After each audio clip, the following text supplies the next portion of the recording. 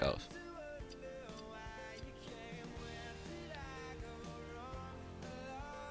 So welcome everyone. I'm now going to review the second part of the Goblin vs Gnomes cards. I already reviewed all of the patch changes and some of the cards in part 1. So if you're interested, you can go to YouTube and check out part 1.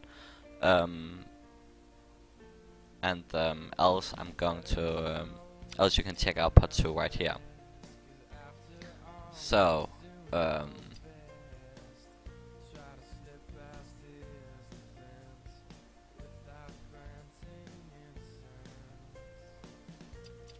Floating Watcher looks to be the next card. It's a Warlock card with 5 mana for 4. I don't think you can see it. Let me see if I can find it here.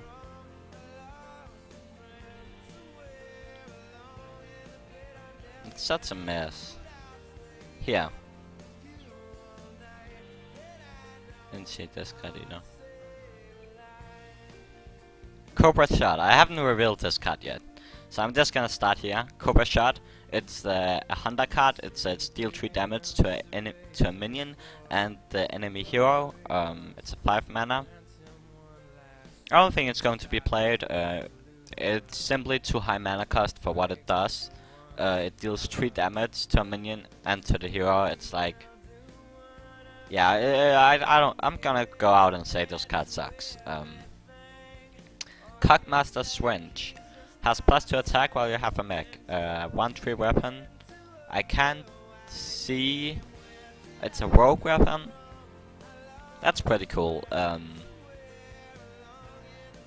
I could imagine some kind of rogue deck, rogue mech deck, actually becoming very powerful, and that this card would definitely be in the deck. Next up, we have the 7 mana Crush.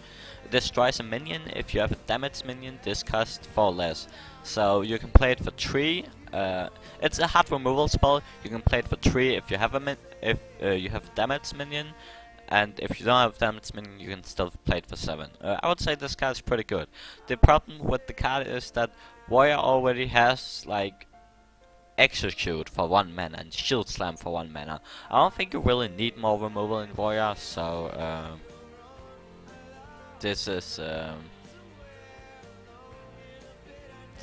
definitely. I don't think this will be played because you don't need the extra removal in Warrior. Warrior already has plenty of removal. Next up we have a 5 mana 8/8. Oh, it looks like another giant. When all your opponents play a card, discard the top 3 cards of your deck. So you play this for 5 mana, your opponent plays 5 cards, and you've discarded half of your deck. Oh my god, that's unless you can silence it right away, it looks pretty terrible. And you play this against Sue, and the Sue just goes Flame in, Undertaker, double Leprechaun, and you're just like, oh, there goes my entire deck. Next up we have a 5 mana 4/4 Floating Watcher. It says whenever your hero takes damage on your turn, gain +2/+2. So you can play this card with Pit Lord or with Flame Imp, and it can become pretty huge. I think this card would be really viable if it was 4 mana or if it was a 3 mana 3/3 with the same effect. I think 5 mana is a little bit too expensive. But when it works, it's going to be really good.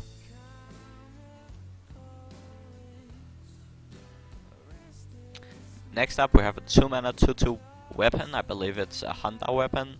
With the battle cry, give a random friendly minion +1 attack. I'm not even gonna try and pronounce its name.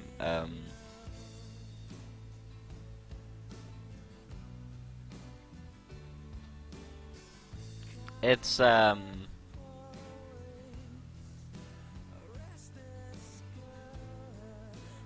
random friendly minion.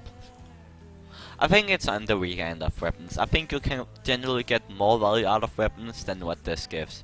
If this was a 3-2 weapon, I think it would be okay, but then it would be straight up better than Fire Wind Axe, which I wouldn't like. But I think 2 attack for this weapon is a little bit too little. It's not enough, that's what I'm going to say. It's a good balanced card, but it's not strong enough that you want to play it. Especially not when you have Eagle Horn Bow for just 1 mana more.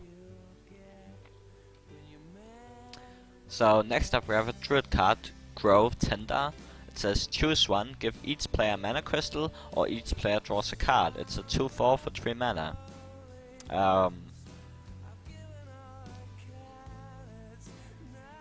Yeah, I don't see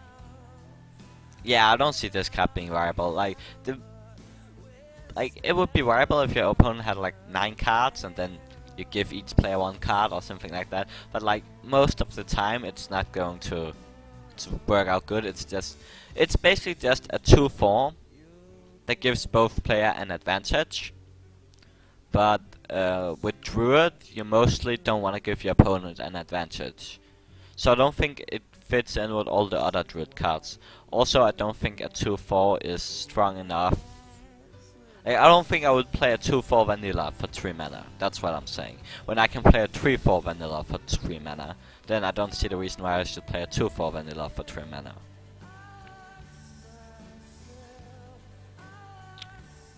Implosion. Deal 2 to 4 damage to minions. Summon a 1/1 imp for each damage dealt.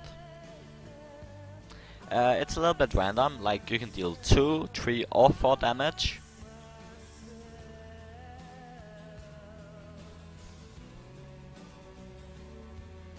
And then you summon a 1/1 imp. It's basically too random. Like you can get 2 1/1 imps and deal 2 damage, or you can deal 4 damage and get 4 1/1 imps. Yeah, I'm basically gonna say it's too random, no one will play it. So another priest card, it's a 6 mana, it's called Light Bomb. It deals damage to each minion equal to its attack. So if you have a 4/7, so if you have a 4/7,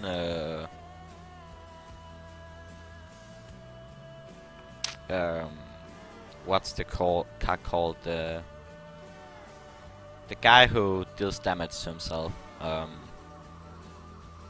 So if you have a 4/7 out, it's going to deal 4 damage to yourself.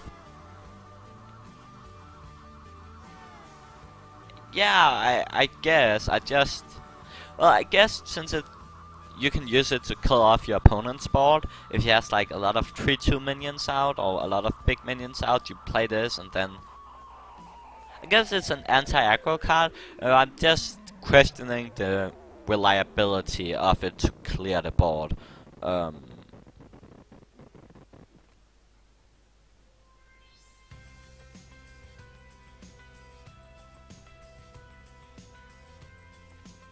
I guess it's okay, but I don't think it will. Whether it will be played or not really depends on what kind of aggro decks will be popular. Also, I think 6 mana is probably going to be too much anyway. It's too late to clear the board with 6 mana.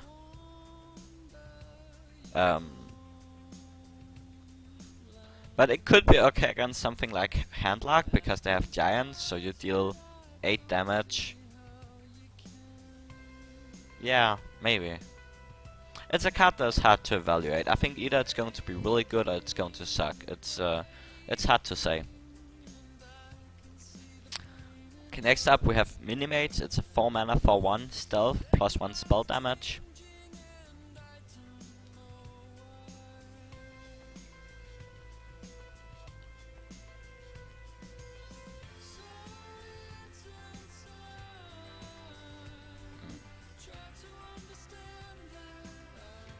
The thing I'm saying about the Light Bomb isn't that it's a bad card, it's that 6 mana is a lot of mana to pay for a card that doesn't guaranteely wipe the board.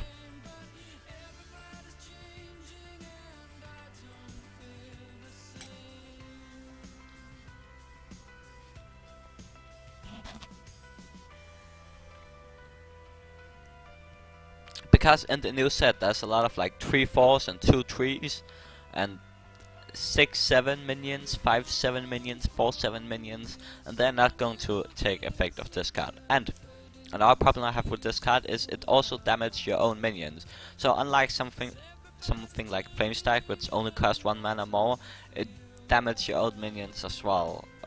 So true, it kills off giants and stuff like that if you have an empty board, but what I'm just saying is I'm not sure it's enough, and I think 6 mana is very expensive. Okay. Mini-mates. Stealth, +1 spell damage, +1. Already said I don't like cards with 1 health and stealth, but I like the card design. Like, I think it's a cool card. I don't think it's going to be viable for competitive play.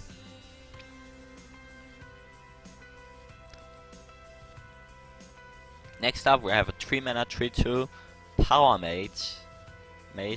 Death Rattle, give a random friendly minion +2/+2.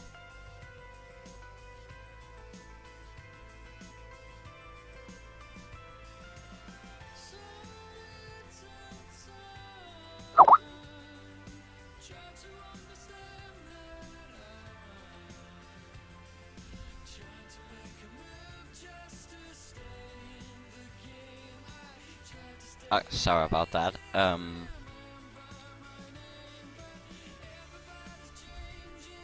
So 3 mana 3/2 weapons tend to be pretty good. Like, just look at the Eagle Horn Bow. Pharaoh Winx is 2 mana 3/2 weapon. So by default I like this weapon. And I think the Death Rattle of the weapon is also really good if you have a deck themed shaman deck.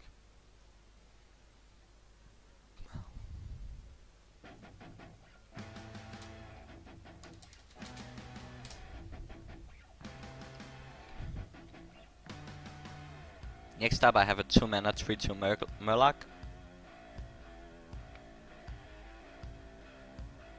It seems a little bit weak. But well, I guess we get new Murloc cards, which is pretty good.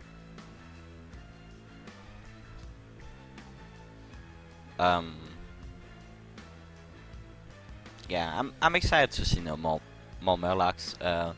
Unfortunately, I don't think a 2 mana 3/2 Murloc will be enough to put Murloc back in the game.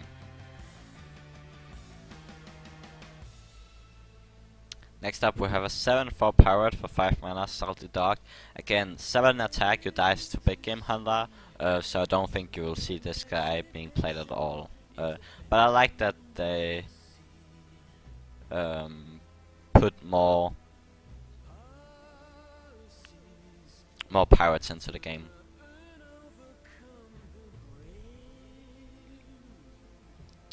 Okay, next up we have a 2 mana Seal of Light, restore 4 health to a hero and gain +2 attack this turn. Yeah, again, like 7/4, it's just bad stats. Okay, Paladin card, 2 mana, Seal of Light, restore 4 health to a hero and gain +2 attack this turn.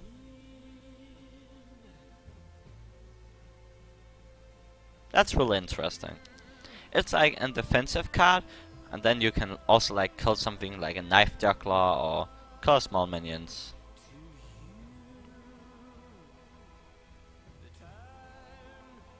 Yeah. I don't think it's gonna be any good. Next up we have a 3 mana 3/3 Suits Beaver.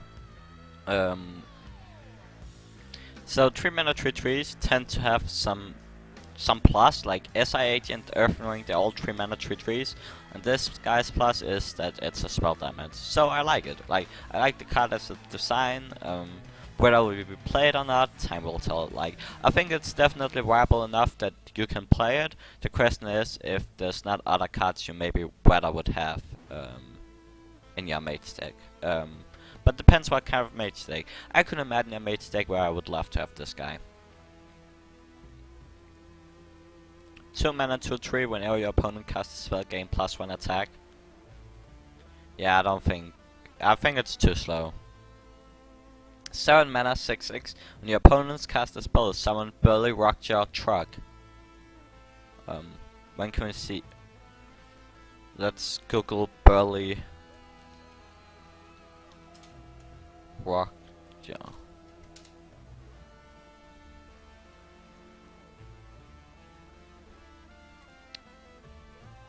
Oh, it's this? No, it's just gonna show him. This is Burly Rockjaw Truck. When your opponents cast a spell, gain +2 attack. I think it's pretty cool. Like, yeah, that's actually really good. Like 3-5 worth of stats. They're going to cast a spell. You're going to get the Rockjaw. It's going to come out as a 5-5. So whenever your opponent casts a spell, summons a 5-5. That's what this card says.